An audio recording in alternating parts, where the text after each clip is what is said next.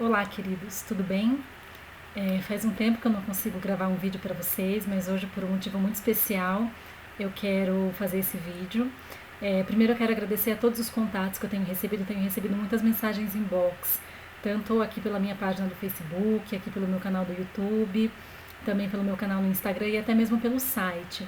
Então, quero agradecer a todos vocês que têm tirado dúvidas, que têm me mandado mensagens, dizendo que estão acompanhando aí as minhas redes sociais e estão conhecendo um pouquinho mais da psicanálise, da psicologia através das coisas que eu posto. Então, muito obrigada pela participação.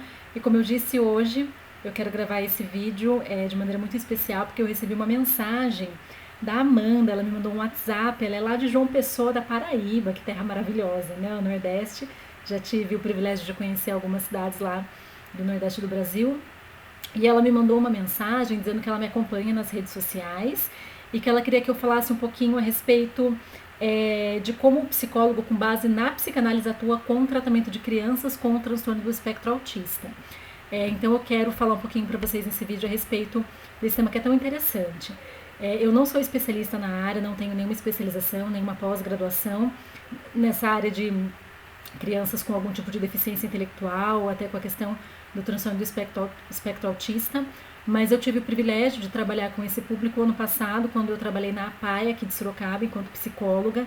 Atendi um público bem diversificado no que diz respeito à questão das deficiências intelectuais, e eu pude ter um pouco de contato, né, com crianças que tinham o espectro autista, tinham esse diagnóstico. Como que a psicanálise faz esse tratamento, né? Eu acho importante primeiro frisar que o psicólogo, independente da teoria que ele siga, né, que eu vou puxar um pouquinho mais do lado para a psicanálise, mas o psicólogo que atua com a criança ou até mesmo com o jovem ou o adulto que tem o espectro autista, esse transtorno diagnosticado, é sempre dentro de um trabalho multidisciplinar. Então, o que nós indicamos é que esse paciente ele não faça o atendimento apenas com o psicólogo, mas que ele tenha uma equipe toda que o acompanhe dentro do seu tratamento de saúde, se for necessário alguma medicação, se for necessário alguma terapia complementar, que ele faça, e também não só na área da saúde, mas na área da educação, na área da cultura, do lazer, enfim, né, do esporte, todas as áreas aí que a gente sabe que são importantes para o desenvolvimento do ser humano. Então, quando chega, né, algum paciente no consultório, né, a psicanálise, como é que ela vai atuar nessa questão? Primeiro de tudo é fazer acolhimento dos pais e da família, né, desde que é bebê, né, desde que você tem o diagnóstico de bebê, fazer o acolhimento dessa família, porque é muito comum que os pais entrem num processo de luto quando eles sabem do diagnóstico da criança, quando tem qualquer tipo de deficiência intelectual ou deficiência física ou nasce com alguma doença grave, é muito comum, né, os pais entrarem nesse processo de luto, porque quando a gente gera um bebê, quando tem um bebê chegando, tem as expectativas de que ele seja saudável, de que ele seja adequado, né, do ponto de vista neurológico, do ponto de vista físico, do ponto de vista da saúde. Então, quando nasce um bebê que apresenta uma deficiência, uma dificuldade ou alguma doença, é muito difícil para os pais aceitarem isso. Então, no primeiro momento, o trabalho do psicólogo é acolher essa família que chegou, né, buscando esse atendimento, e aí poder analisar aquela criança, né, ou aquele adolescente, de acordo com os estímulos que são possíveis dele ter. A gente sabe que a principal característica da criança com o transtorno do espectro autista é que ela tem dificuldade em se relacionar com o outro, ela tem dificuldade de construir vínculos afetivos com outras pessoas, ainda que sejam pessoas próximas, como o pai, a mãe, os avós ou cuidadores dessa criança. Então, isso também auxilia nesse processo do luto, né? Porque além de ter o diagnóstico do transtorno, a construção desse vínculo afetivo com essa criança ela é muito mais difícil, né, do que com uma criança que não apresenta o transtorno. Então, tudo isso pode gerar esse luto, pode gerar essa dor mesmo nos pais, né, esse conflito interno que precisa ser trabalhado durante o processo da psicoterapia, até porque o atendimento com criança, os pais e a família, né, eles estão implicitamente ligados e conectados com o terapeuta para que o trabalho possa ser efetivamente correto. E aí, a partir desse momento, a gente começa a detectar, né, na criança, após esse acolhimento da família, após acompanhar a criança mesmo, detectar quais são os aspectos que conseguem ainda chamar um pouquinho a atenção da criança, né, quais são os estímulos que ela responde, porque também são menos estímulos do que uma criança que não tem o transtorno diagnosticado. E a partir desse contexto, a gente começa a analisar também a questão do brincar e a questão da fantasia da criança com o transtorno do espectro autista, que também é diferente, acontece de maneira diferente da criança que não tem esse diagnóstico. né? Outra questão muito importante da gente analisar é a questão do corpo e da imagem corporal que essa criança tem dela mesma, né? Como é que isso se constitui? Ela consegue se diferenciar do outro, né? Ela consegue diferenciar a anatomia do corpo dela em relação ao resto do ambiente em que ela está sendo estimulada. A questão também da fala e da posição da linguagem. Tem algumas crianças diagnosticadas com um transtorno que ainda apresentam alguma fala, tem crianças que não falam nada. Então é importante a gente avaliar para saber como é que a gente vai se aproximar dessa criança e oferecer um tratamento para ela. E também a questão do reconhecimento das regras e do quanto ela respeita as leis, né, ou as normas ou as regras instituídas, né, o quanto ela entende, o quanto ela consegue respeitar.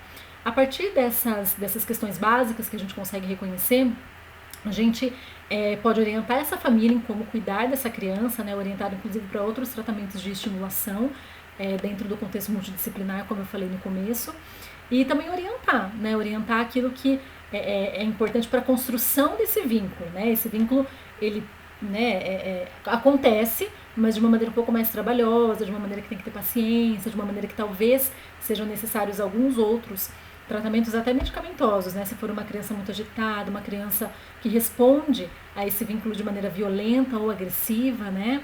Então a gente tem que tomar muito cuidado, tem que avaliar realmente cada caso de maneira particular e individual, porque não é porque a criança tem o diagnóstico do transtorno que todas as crianças que têm o diagnóstico vão receber os mesmos tratamentos e os mesmos estímulos, né? Apesar de ter um diagnóstico fechado, que isso também é importante, né? Passar por uma avaliação com um profissional especializado, a gente analisar as individualidades da criança para poder acolher essa família e orientá-la de maneira correta. E aí, para finalizar, um ponto que eu acho muito importante também, né, no atendimento infantil de um modo geral, mas principalmente com crianças que apresentam algum diagnóstico, né, ou alguma dificuldade aí na área cognitiva, intelectual e afetiva, é o contato do psicólogo com a escola. Isso eu acho primordial, né?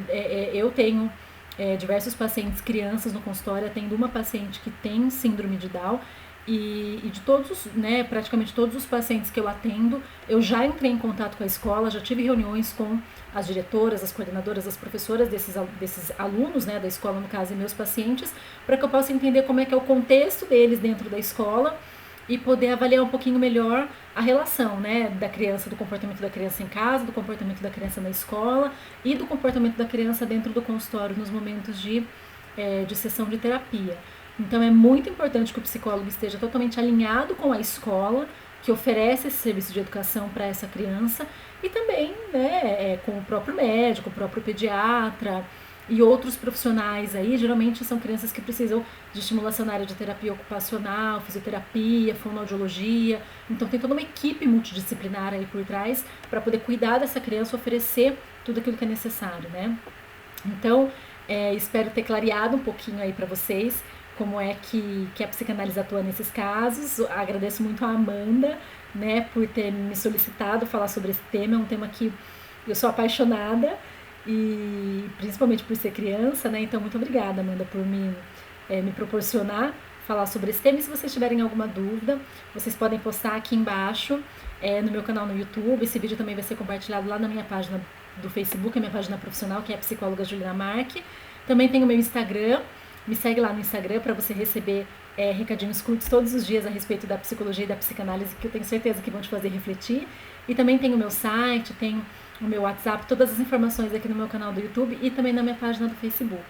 Desejo uma semana muito bacana para vocês, agradeço o contato de todo mundo e podem mandar sugestões dos seus vídeos. Eu posso demorar um pouquinho para gravar o vídeo e responder, mas eu prometo que eu vou responder todo mundo, tá bom? Muito obrigada, queridos. Um abraço, tchau, tchau.